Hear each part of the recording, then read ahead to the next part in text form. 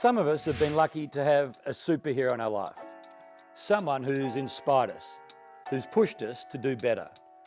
That extraordinary person who's made us believe anything was possible. In this series, Swans and Superheroes, we delve deep with the biggest names at the Swans. We'll explore their greatest influences, their deepest fears about the future, and their hopes for what lies ahead.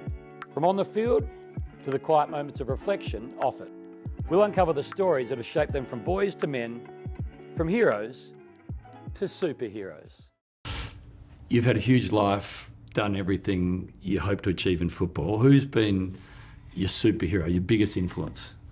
Oh, mum and dad. I think, first of all, they allowed me to play a sport that I loved as a kid. Being in a small country town, 1,600 k's north of Perth, there was a fair bit of travelling and a fair bit of sacrifice from them for both my brother and myself. So, when you're playing football 250 k's away, to sacrifice a lot of your training sessions, but also weekends to give me the opportunity to do something I love and then support me probably when I first moved to Perth. Yep.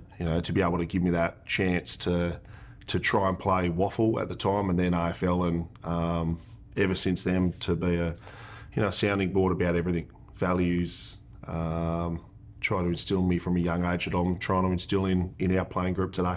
And what are those values? What was it about mum and dad that you couldn't avoid living by because they're so hard on it?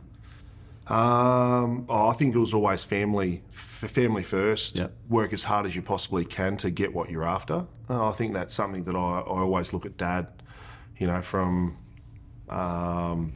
endless night shifts to doing whatever he possibly could for us as kids, instilled that in us. And then I suppose the humility throughout from mum and her family to be able to do what you do, be very humble in what you do and the people that you're around.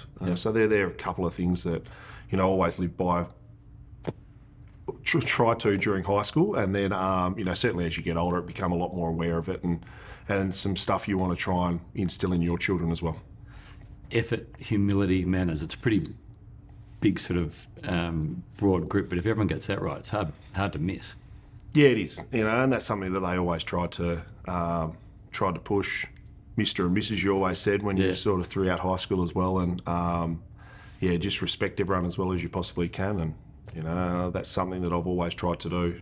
Everyone is different, I understand that, and take them for that difference, and that's what makes them the unique person they are. You being a father make you a better coach? I think or vice versa? No, I think it will. Yeah, certainly, and also a better father as well. I think I probably look now at the playing group being young men. Yep. And that's probably one of the biggest fears of my life is how are my girls going to go through high school and become young women.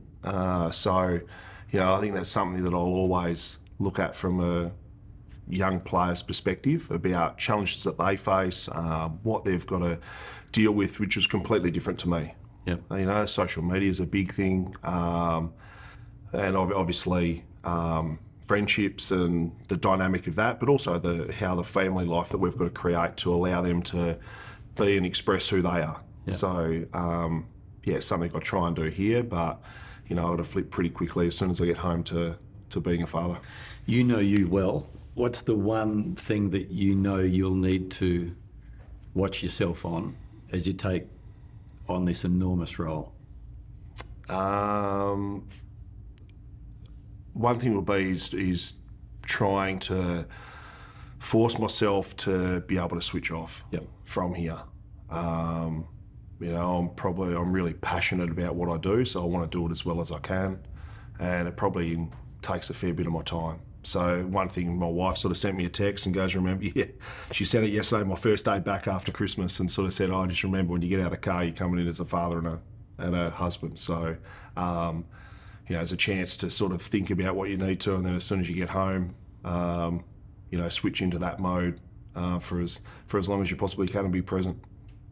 Good advice from a clever woman. Yeah, I know. So You've got to stick to that now. Exactly. That's the hard part. Really hope you liked this episode. If you did, stay tuned for next week's on Instagram. And don't forget to vote for your favourite superhero of the week online at the Swans website to win a corporate box experience. All thanks to the team at Superhero, the official superannuation partner of the Sydney Swans.